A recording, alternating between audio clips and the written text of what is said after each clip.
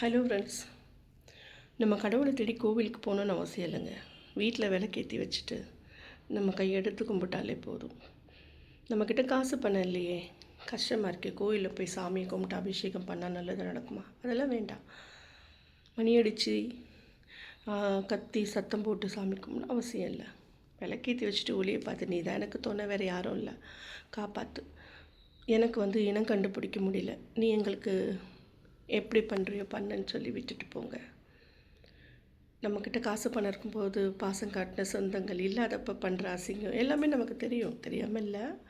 ஆனால் திரும்பவும் பணம் காசு இருக்கும்போது தேவைகளுக்காக வரும்பொழுது அவங்கள மன்னிச்சிருங்க. அப்போ தான் கடவுளுக்கு பழி வாங்குகிற புத்தி இல்லாதவங்களை தெய்வத்துக்கு ரொம்ப பிடிக்கும். அது கடவுள் பார்த்துப்பார். நம்ம யாரை ரொம்ப நம்புகிறோமோ அவங்க நம்மளை கஷ்டப்படுத்தி வேடிக்கை பார்க்கணுன்னு நினைக்கிறாங்க. அப்பா நீ பார்த்துக்க அப்படி சொல்லி விட்டுட்டு போங்க. இன்றைக்கி ஒரு பாட்டு பாடிடலாமா? இரவுக்கு 1000 கண்கள், பகலுக்கு ஒன்றே ஒன்று. இரவுக்கு 1000 கண்கள், பகலுக்கு ஒன்றே ஒன்று. அறிவுக்கு 1000 கண்கள், உறவுக்கு ஒன்றே ஒன்று.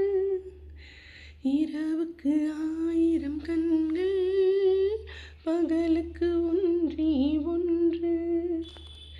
அங்கும் இங்கும் மலை போலி தினமாடிடும் மானிட வாழ்விலே. அங்கும் இங்கும் மலை போலி தினமாடிடும் மானிட வாழ்விலே. இங்கே நடக்கும் இது நடக்கும், அது இங்கே முடியும், யார் அறிவா? இரவுக்கு 1000 கண்கள், பகலுக்கு ஒன்றே ஒன்று.